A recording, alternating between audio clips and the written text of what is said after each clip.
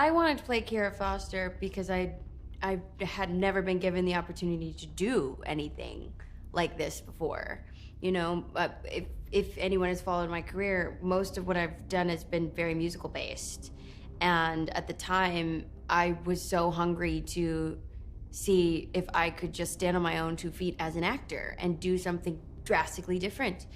And this script was so compelling. It asked big questions of us as a society, how we relate to each other and other cultures. Do we take things at face value, or are we going the extra mile to find the common ground? You know, for me, it brought up the fact that acknowledging my education growing up, I realized I was like, oh, we don't really talk about Russian people. We talk about Russian governments, right? And that's I felt like that was very typical. And I was like, but people are not their governments. And what do we do when we acknowledge the people? And then, of course, how do you react to, you know, the traumatic experience of witnessing the beginnings of World War III? You know, and this is a scientist. So you've got emotional brain and a science brain as well. So I just thought these would be great challenges for me to take on. And this queen said yes to me. And I so desperately wanted to work with an incredible, strong female director. And I'm just grateful I got this opportunity.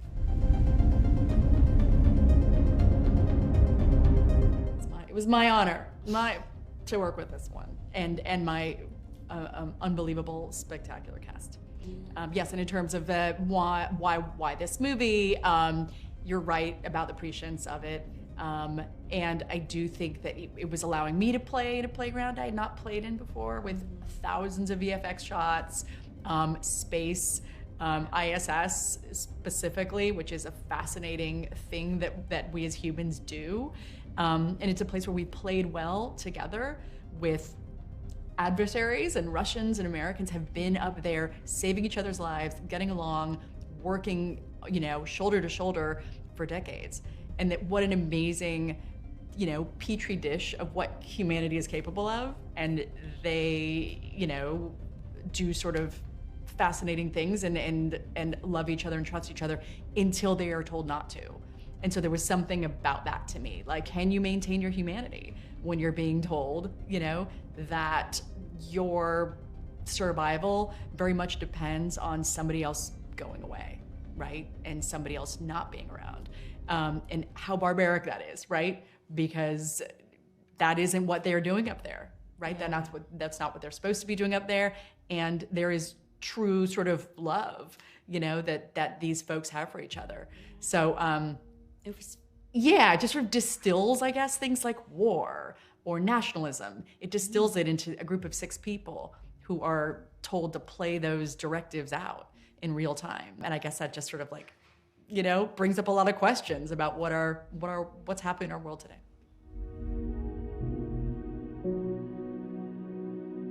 I did not ride the vomit comet, but if she had asked me to, I would have.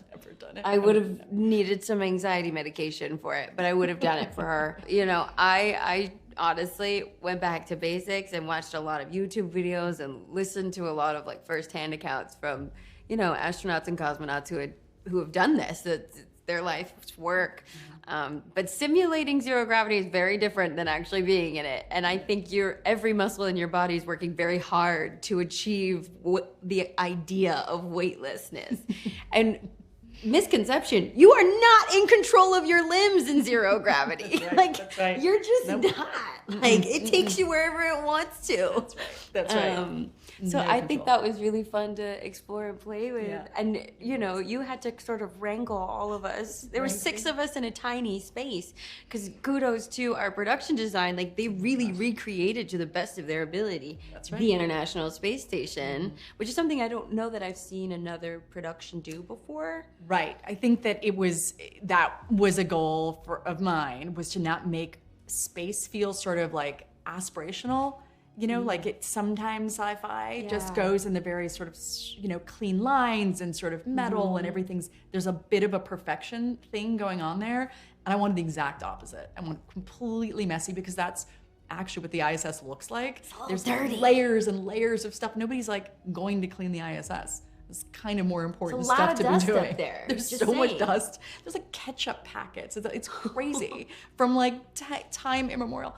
So like yes, that humanness is something that I wanted very much in terms of, yes, folks being sort of tethered and in fight scenes and stuff like that.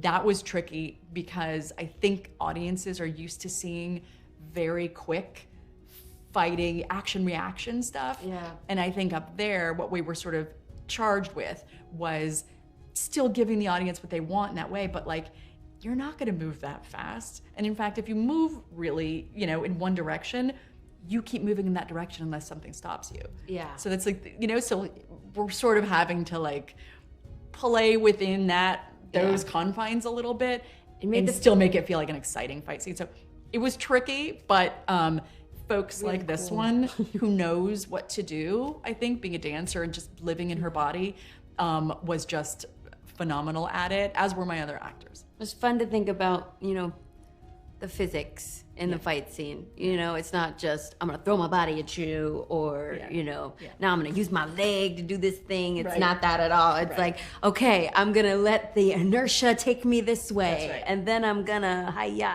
you know. That's right. I personally had a lot of fun with that. Definitely.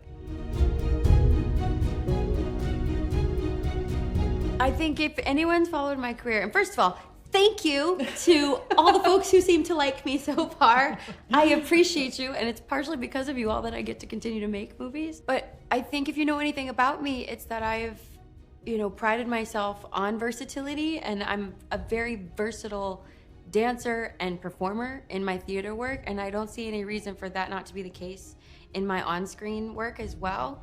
And so I thought it was time. Like, I never believe in being pigeonholed, and especially as a woman of color in this industry, you cannot allow yourself to be put in a box.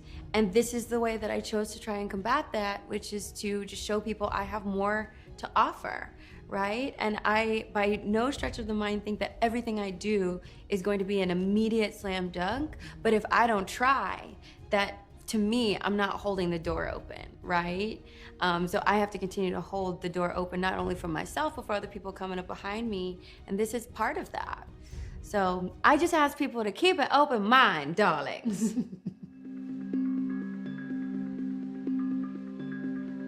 Right. So I had Garrett Reisman, who is a NASA consultant. He was there with me from the beginning. And I would run stuff by him that I wanted to do. I read Scott Kelly's book, Endurance, and some other books, but really Scott Kelly's was fascinating. So I would take some of Scott Kelly's experiences and put them in the film. I was like, okay, I want someone to try. I want her to try to drink. And I want, you know, so I was trying to sort of get the human parts across as much as possible, the discomfort, the sleeping upright, all that stuff I put in there just because I had done the research and wanted you to feel like, whoa, zero gravity, you know? And that kind of guided my a bunch of that.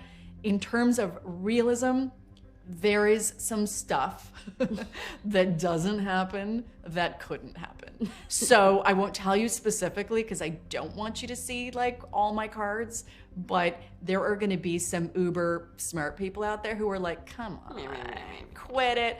That said, Garrett watched it 2 nights ago, and he was like, he said, I think something like 90% is accurate, could happen, would happen, which is very cool. And then there's a couple things he said, but this person would not survive XYZ, which was fascinating.